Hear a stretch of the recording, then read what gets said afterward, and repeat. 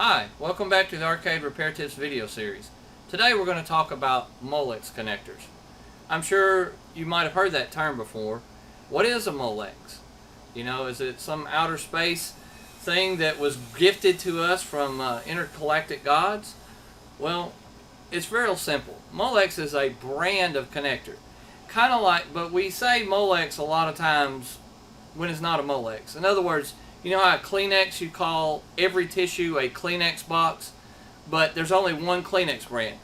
Well, there are many different types of connectors, but Molex is a brand of connector that was very, very popular, especially in the early 80s and even today in video games.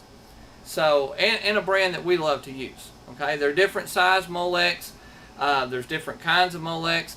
Ones we're going to talk about today are the .93 connectors that are very commonly found, especially in what we're going to do today is wire up a Molex going to the monitor. Now, why did we use Molex?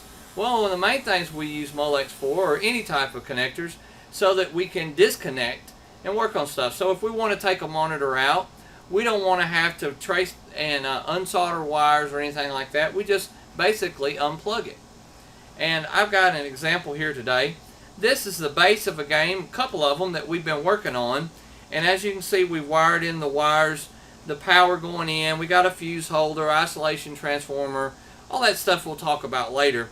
But coming off the isolation transformer, the power goes in the bottom like this, or the primary side, comes out the secondary, or the top two right here.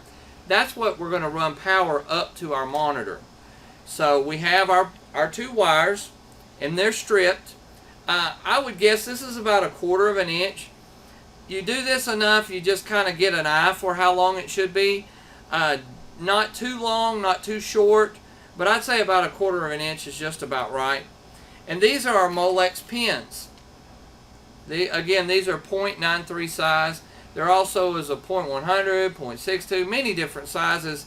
.93 to me is the easiest to work with, easiest to get in and out, because sometimes you have to, what we call, pop a Molex pin out.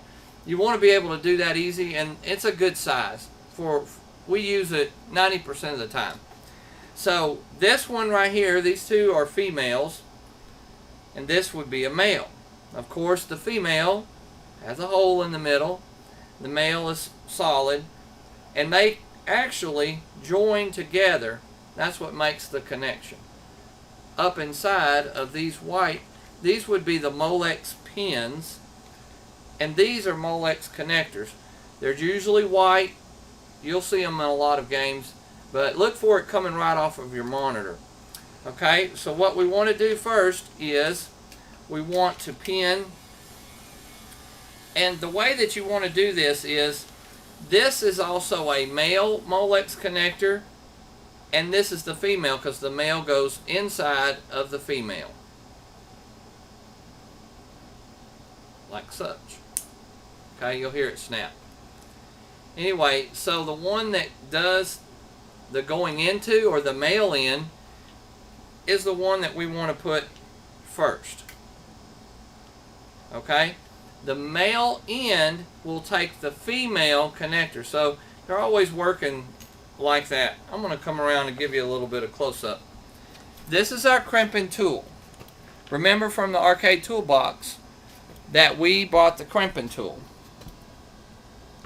Here is the female Molex, and I'll give you a little story. A little story is about the TP and the Indian. TPs always go like this. You never see TPs like this. They would hold a lot of water. That way it wouldn't work very well. So I always think about the little Indian in the TP, because we always want his TP like this. Okay, so that's the way I want to turn it. So all I do is stick the wire, put the little Indian inside the TP. He's very nice, very warm and cozy in there. He likes it. Alright, then you got your crimpers. Well, the TP will stay upright. Like we talked about, TPs don't go upside down. And you'll notice that there are teeth on this.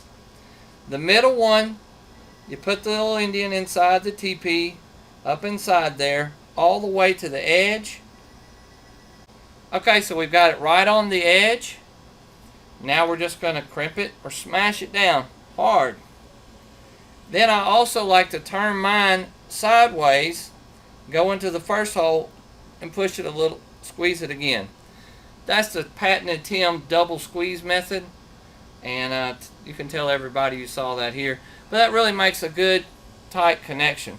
The way it works is once the pin goes up inside of the connector, it flares out, and that keeps it up in there snug.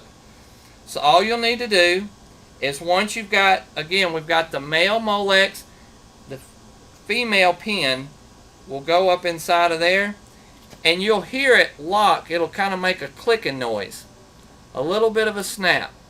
Now, what's good to have around is a tiny jeweler's screwdriver. Have Controls makes one that's very handy to have. Sometimes you can take that in there and do a little push, but you should hear a snap. So anyway, there's a female in. Now let's do a male. Let's take it back. Let's say we messed up. We didn't get a good connection. This is what we call an extraction tool. This needs to be part of your toolbox. This is an extraction tool. They cost about $10 to $15. I know you can get them from Hat, Bob Roberts, a lot of electronic stores, Fry's, stuff like that. If I messed up, or if I put the wrong wire in there, what you do is you come around to the front of it and push it in really hard, and it will pop that tool back out. What it actually does is press down on that flared part and allows the pin to easily slide out. So if you're going to repin some Molex, let's say that you don't like the connector that's in there, it's old, that's what you need one of these extraction tools for, to take it out. Or you can just cut the wires. But anyway, so we've got one female down. Then all we have to do is crimp the other female. We pop them in here. Then we put the males from the monitor wires on this side, and then that's how they're going to plug in. Well, we're not going to go into a lot more details just on this Molex. I hope that you learned something today, and by all means, if you have any questions or comments, please give us a call or an email. Thank you.